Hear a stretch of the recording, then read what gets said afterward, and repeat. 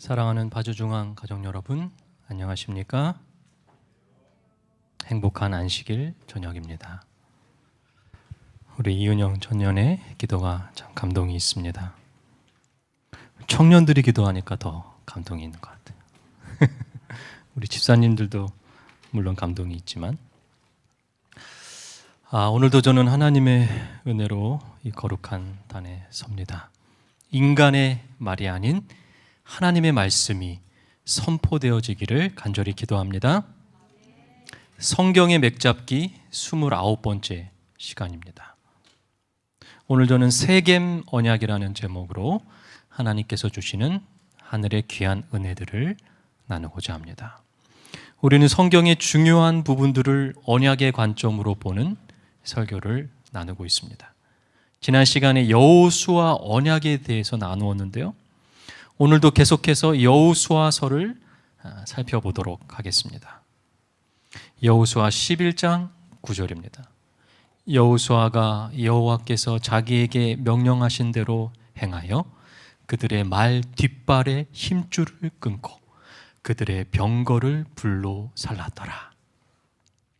여호수아 시대에 나라 간의 전쟁을 하게 될 때에 승리를 한 나라는 전리품을 갖습니다. 금과 은을 취하고요, 땅을 취하고 포로를 잡고 짐승들도 모두 갖습니다. 전쟁에 참여한 군인들에게 규정에 따라서 전리품을 나눠줍니다. 그런데 그런 시대에 여호수아 11장에 보니까 아주 이해할 수 없는 말이 나옵니다. 여호수아가 전쟁에서 이겼는데요, 전리품으로 취한 말과 병거를 어떻게 했다고요? 나누어 가진 것이 아니라 말 뒷발의 힘줄을 끊어버리고 병거를 불살랐어요. 여러분 이해가 되십니까? 말의 인대를 칼로 쳐서 다 끊어버렸다는 거예요. 그럼 어떻게 됩니까? 그 말이 아무 쓸모가 없이 돼요. 소라고 하면은 잡아먹기라도 할 수 있는데 말고기는 먹지도 못해요. 힘줄을 다 끊어버렸어요. 지금 가나안 정복이 완전히 끝난 게 아니에요. 고작 여리고성, 그 다음에 아이성, 요 정도만 이제 한 것입니다. 이제 싸워야 될 나라들이 너무나도 많은데, 한창 전쟁 중인데 말 한 마리가 아쉬운 이 순간에 어떻게 해요? 말을 모조리 못 쓰게 만들어요. 병거 한 대가 너무나도 귀하거든요. 그 당시의 병거는 지금으로 말하면 탱크와도 같은 거예요. 그만큼 위력을 가지고 있는 거예요. 그런데 모든 병거를 다 불살라 버렸습니다.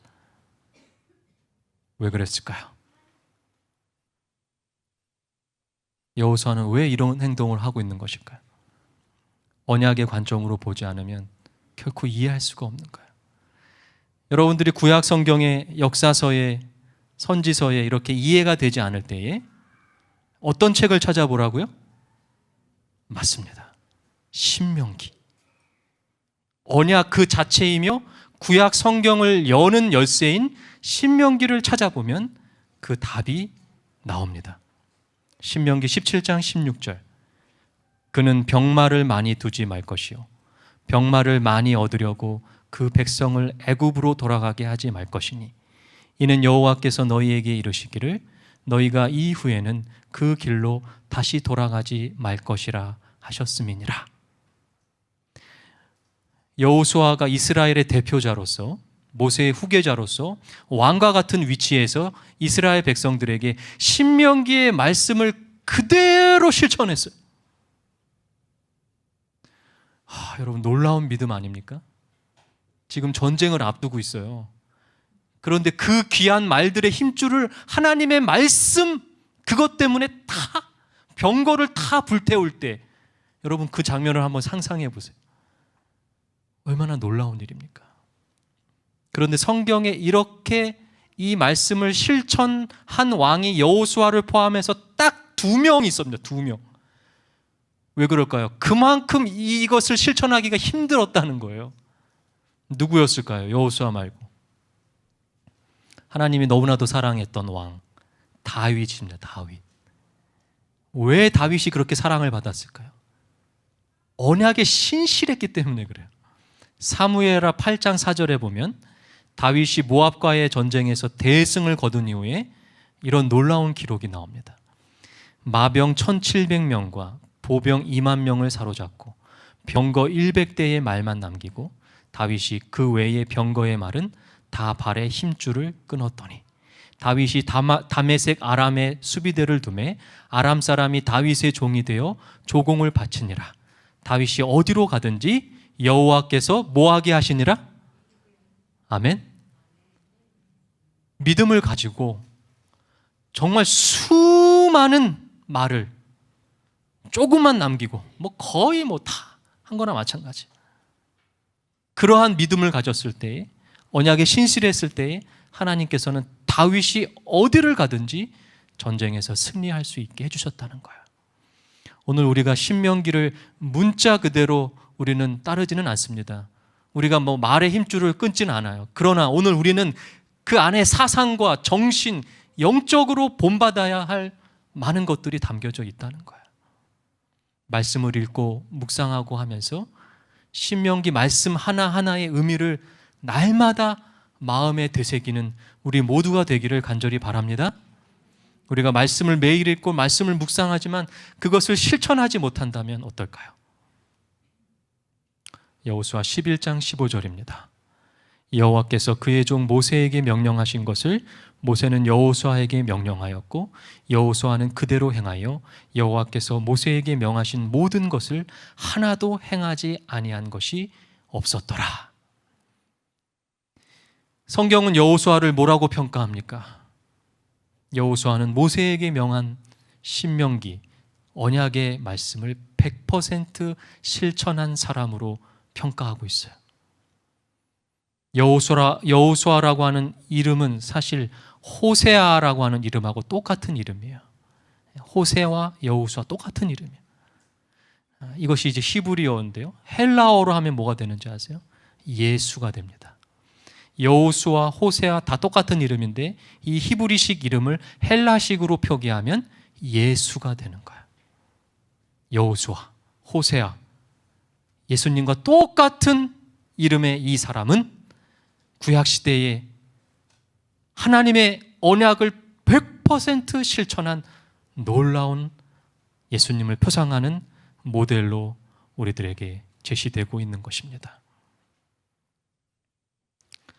자, 이제 여호수아 12장부터 그 다음의 이야기는 땅을 나누는 이야기가 나옵니다. 12장에는 이스라엘이 정복한 31명의 왕들이 나오고요. 13장부터 14장, 15장 쭉 19장까지 계속해서 가나안 땅을 분배하는 이야기가 나와요. 우리가 성경의 여호수아의 이 부분을 읽을 때에 참 지루합니다. 재미가 없어요. 하지만 우리가 언약을 배웠기 때문에 앞으로 이러한 부분을 읽을 때에 우리가 하품이 나오면 안 되고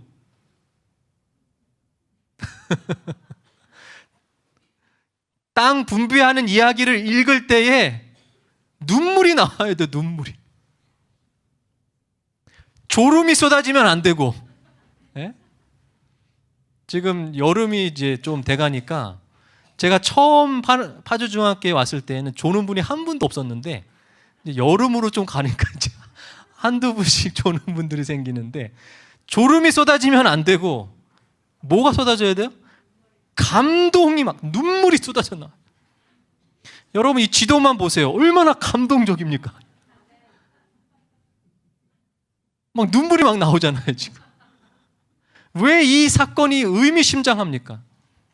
여러분 지구 역사를 통틀어서 지상에 존재했던 모든 나라들 가운데 모든 국민이 땅을 공평하게 소유했던 유일한 순간이에요. 놀라운 장면이에요. 토지의 평등 분배가 이루어지는 순간.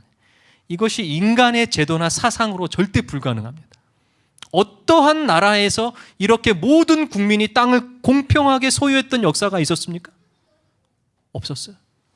하나님의 나라에서만 가능한 거예요. 언약의 신실하신 하나님의 은혜에만이 가능한 거야. 믿음으로 차지한 그 지명들을 하나하나 빼놓지 않고 성경에 기록해 놓은 것이 얼마나 감동적입니까? 그것을 읽을 때 우리가 감동이 밀려와야 돼.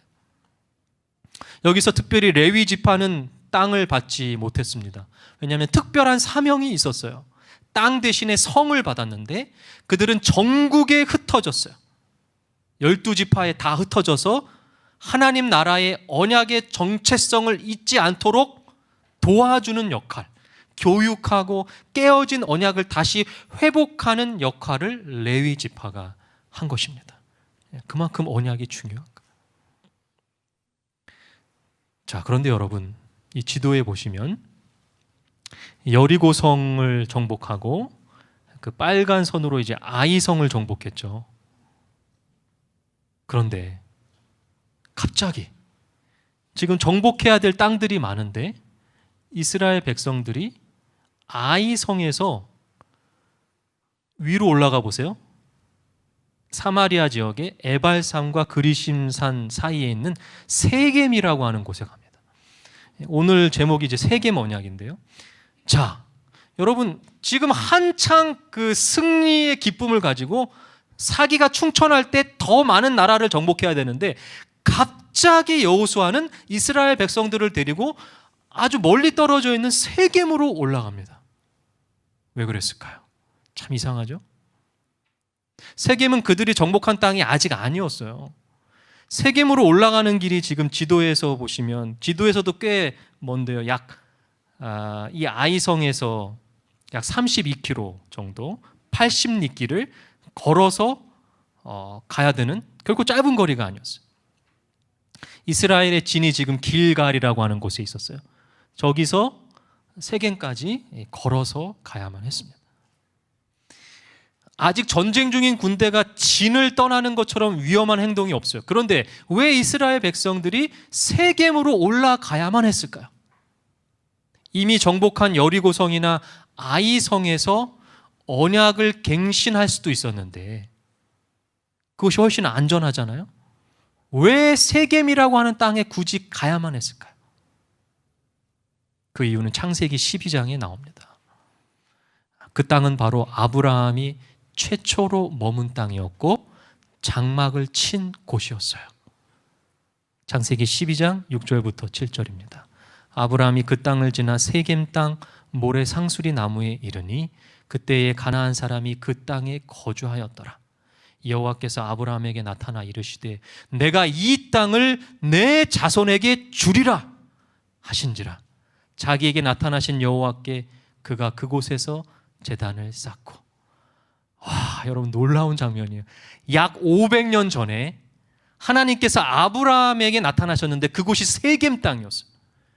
그곳에서 하나님이 뭐라고 약속하셨냐면 이 땅을 네 자손에게 줄 것이다. 그 약속이 500년 만에 성취되는 놀라운 순간이에요. 그러므로 여호수아는 세겜 땅으로 갈 수밖에 없었어요.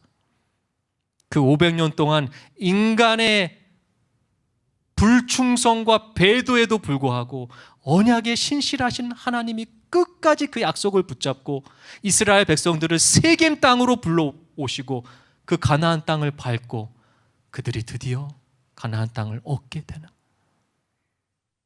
세겜에서 다시 제단을 쌓고 아브라함처럼 예배를 드리는 거예요. 얼마나 역사적이고 감동적인 순간입니다.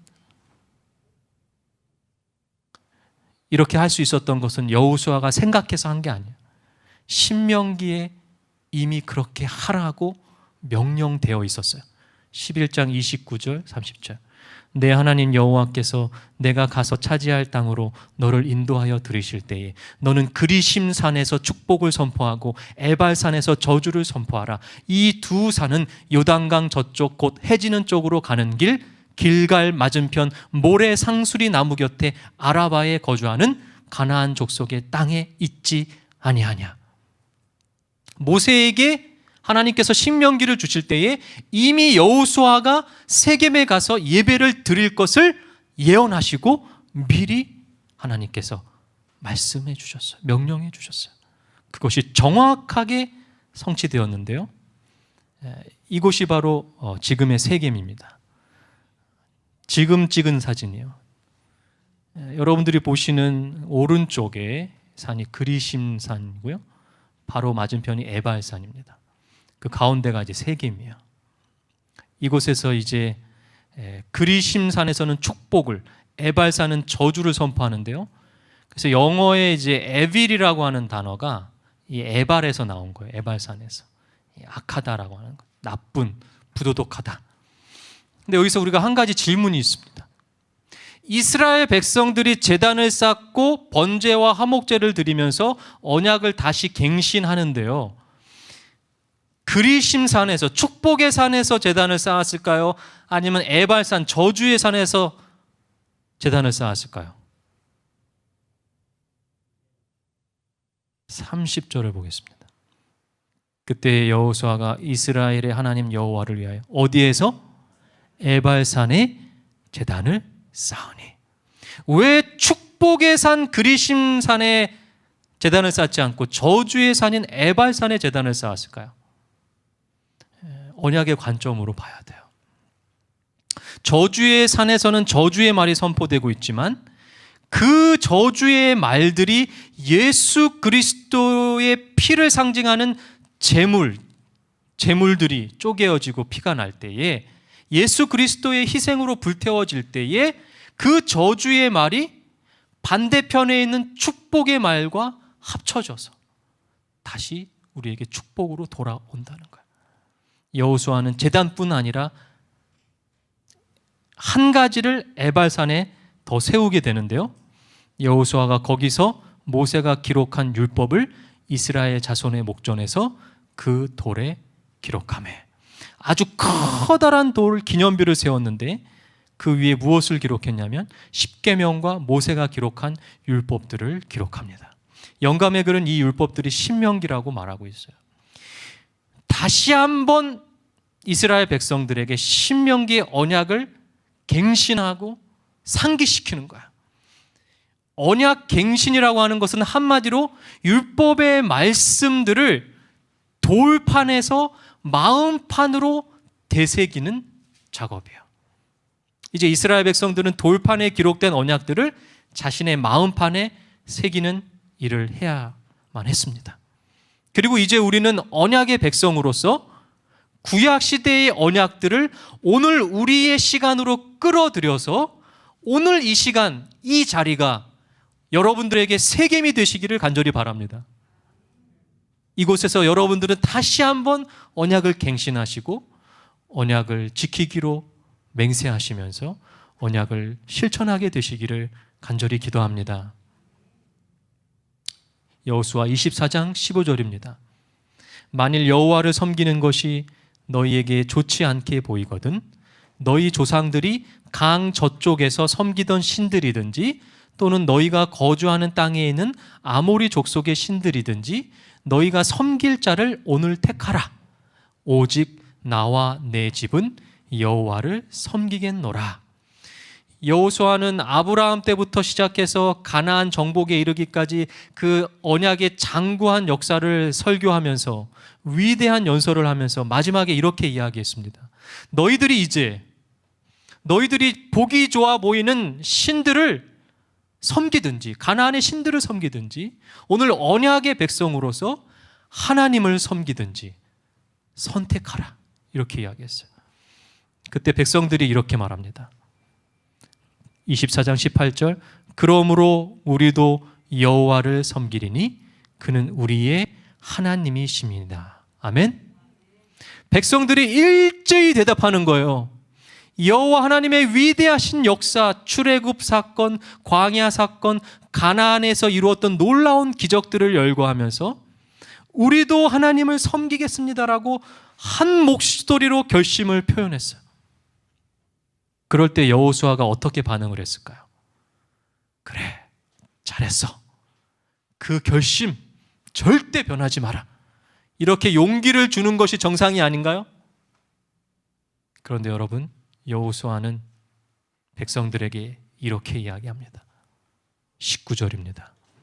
여호수아가 백성에게 이르되, 같이 한번 읽어볼까요? 시작.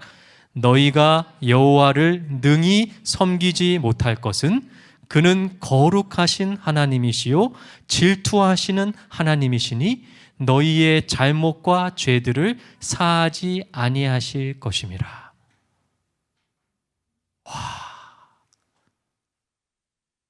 한 백성의 지도자가 백성들에게 용기를 주기는커녕 뭐라고 말해요? 너희들은 여호와를 능히 섬기지 못할 것이다. 왜 이렇게 이야기했을까요? 지도자가. 제가 목사로서 여러분들에게 이렇게 이야기하는 거랑 똑같은 거예요. 여러분들은 하나님을 믿지 못한 사람들이에요. 믿을 수 없는 사람들이에요. 하나님을 선택하지 못하는 사람들이에요. 여러분들의 마음이 어떻겠습니까? 이스라엘 백성들이 이해했던 하나님은 이적의 하나님이에요. 자신들을 보호하시고 원수를 쫓아내시고 땅을 주시는 하나님이에요. 한마디로 그냥 좋은 하나님이에요. 그러나 여호수아는 하나님을 뭐라고 이야기하냐면 거룩하신 하나님, 질투하시는 하나님. 그래서 죄와 잘못을 사하지 않으시는 하나님으로 이해하고 있었던 이스라엘 백성들에게 여호수아는 언약을 지킬 수 없는 사람들이라고 말하고 있는 거예요. 백성이 여호수아에게 말하되 아니니이다. 우리가 여호와를 섬기겠나이다. 백성들은 끝까지 우리가 할 수 있다고 이야기했어요. 그러나 여호수아는 3번씩이나 반박하고 너희는 할 수 없다. 여기 아주 중요한 것이 담겨져 있어요. 여러분, 우리가 언약에 대해서 너무나도 많은 오해를 하고 있는데요. 이것이 우리에게 큰 오해로 돌아올 수 있습니다. 아니요, 오류가 될 수도 있습니다. 하나님과 내가 언약을 맺었기 때문에 이제부터 내가 언약종으로서 이것도 행하고 저것도 행하고 모든 조건을 순종할 수 있다. 내 스스로의 힘으로 충분히 이룰 수 있다라고 이스라엘 백성들처럼 생각하는 거예요. 여러분, 혹시 여러분도 그런 생각을 가지고 있습니까? 만약 그런 생각을 가지고 있다면 이스라엘 백성들이 시내산에서 언약을 맺을 때에 하나님께서 모세를 통하여 그 2 돌비를 깨뜨리게 하셨어요. 그것은 너희들이 언약을 지킬 수 없다라고 하는 걸 보여주는 거예요. 똑같이 세겜에서 하나님은 여호수아를 통해서 이스라엘 백성들에게 3번씩이나 반복해서 너희들은 언약을 지킬 수 없다. 과연 우리는 우리 스스로의 능력으로 언약을 지킬 수 있을까요?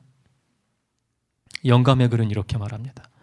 영구적인 개혁을 행하기에 앞서 백성들은 저희 스스로는 하나님께 순종할 능력이 없다는 사실을 깨달아야 하였다. 백성들은 하나님의 율법을 범하였으므로 이것은 그들을 범죄자로 정죄하였고 거기에는 피할 길이 없었다. 그들이 자신의 힘과 의를 의지하는 한 죄의 용서를 받기는 불가능하였다. 그들이 하나님의 완전한 율법의 요구에 응할 수 없으므로 스스로 하나님을 섬기겠노라고 서약한 것은 헛된 일이었다. 여러분, 언약은 우리가 지키는 것이 아닙니다. 우리에게 언약을 지킬 수 있는 능력이 손톱만큼도 없어요. 언약은 성부와 성자 사이에 맺어진 거예요. 하나님과 인간 사이에 맺어진 언약은 인간의 연약함, 죄됨으로 인하여 늘 깨어질 위험에 노출되어 있었어요. 하지만 언약의 보증인이신 예수님께서 우리 대신 죄를 지신 거야. 그리고 대표로 언약을 맺으신 거야. 예수 그리스도는 마치 버스 기사와 같은 거야. 우리는 단지 그 버스 안에 올라탄 승객들인 거야. 여러분, 승객이 운전합니까? 아닙니다. 우리가 할 수 있는 것은요, 운전기사를 신뢰하고 버스 안에 안전하게 머무는 것뿐이에요. 언약은 운전기사이신 예수님께서 지키시는. 이것은 마치 엄마와 아빠 사이에 태어난 아기와도 같아요. 엄마와 아빠가 결혼 언약을 맺었습니다. 아이가 맺은 게 아니에요. 그러나 둘 사이에 태어난 아기는 언약을 지킬 아무런 능력이 없어요. 그래서 자주 아프고 자주 넘어집니다. 하지만 엄마 아빠의 그 언약 속의 사랑 속에서 아기는 안전하게 자라납니다. 아기가 넘어지지만 다시 일으켜 세우고 또 넘어지지만 다시 일으켜 세우고 스스로의 힘으로 하는 게 아니에요. 엄마와 아빠의 사랑과 격려와 보호의 결과를 통하여 자라나는 거예요. 그런데 우리는 이 사실을 너무나도 잊고 살아가고 있어요.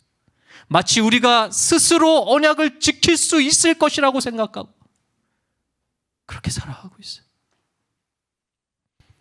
그리스도를 믿는 믿음으로만 그들은 죄의 사유함을 얻을 수 있고 하나님의 율법을 순종할 힘을 얻을 수 있다. 그들은 구원을 얻기 위하여 자신의 노력을 의지하는 일을 멈추어야 하였다. 그들이 하나님의 간합하심을 얻고자 한다면 전적으로 허락하신 구주의 공로를 의지하여야 한다. 언약의 보증인 예수 그리스도께서 언약의 대표자가 되셔서 언약은 예수님이 맺어주셨어요. 우리는 그 안에 거할 뿐이에요. 그래서 재림교회 주석은 우리들에게 이렇게 말하고 있습니다. 이 선언을 통하여 여호수아는 사도 바울보다 수백 년 전에 믿음으로 말미암는 의의 대원칙을 제시하고 있었다. 이 의에 도달하기 위해서 하나님과 인간은 각각의 역할이 있다. 하나님은 우리의 동의나 협력 없이는 우리를 위해 어떤 일도 행할 수 없다. 마찬가지로 우리 또한 하나님의 도움 없이는 어떤 일도 할 수 없다. 믿음과 행함은 우리가 균형지게 사용해야 하는 배의 양편 노와 같다. 하나님을 전적으로 의지하면서 바른 길을 선택하고 그것을 이루어 가고자 하는 것은 인간의 몫이다. 그러나 일할 수 있는 능력을 부여하는 것은 하나님의 몫이다. 그는 이 계약에서 자신의 역할을 이행하기 위해 항상 준비하고 있다. 이 얼마나 기가 막힌 설명입니까? 저도 사실 믿음으로 말미암는 의에 대한 이해와 확신이 부족했어요. 그러나 언약을 통하여 확실히 깨닫게 되는 거예요. 바울이 믿음으로 말미암는 의를 이야기하기 수백 년 전에 이미 하나님은 여호수아를 통하여 우리들에게 말씀하고 계시는 거예요. 아브라함 언약과 신의 언약과 세겜 언약을 통하여 믿음으로 말미암는 의의 대원칙을 우리들에게 말씀하고 계십니다. 하나님과 인간의 각각의 역할이 있다는 거예요. 믿음과 행함의 관계에 대하여 분명히 깨닫게 되는 거예요. 오늘 이 시간 이런 놀라운 깨달음의 견고한 토대 위에서 우리의 삶의 언약과 믿음으로 말미암는 의가 올바로 세워지게 되기를 간절히 기도합니다. 오늘 우리는 신명기를 문자 그대로 순종하는 것은 아니지만 그 속에 사상과 정신, 영적인 것을 본받아서 매일의 삶을 살아가야 됨을 알게 되었습니다. 그런 삶이 되기를 간절히 바랍니다. 언약 갱신이라고 하는 것은 한마디로 율법의 말씀을 돌판에서 마음판으로 가져오는 거예요. 오늘 이 시간 이 자리가 우리 모두에게 세겜이 되기를 간절히 바랍니다. 우리의 마음판에 언약을 다시 새기게 되기를 바랍니다. 언약의 핵심은 언약의 보증인이에요. 언약 보증인 예수 그리스도께서 언약의 대표자가 되셨고 우리는 그 안에 거할 뿐입니다. 언약은 전적으로 하나님의 역사하심임을 믿게 되시기를 간절히 바랍니다. 오늘 나눈 말씀을 은혜들을 나누는 시간을 갖도록 하겠습니다. 우리 세 분씩, 네 분씩 짝을 지어서 은혜를 나누도록 하겠습니다.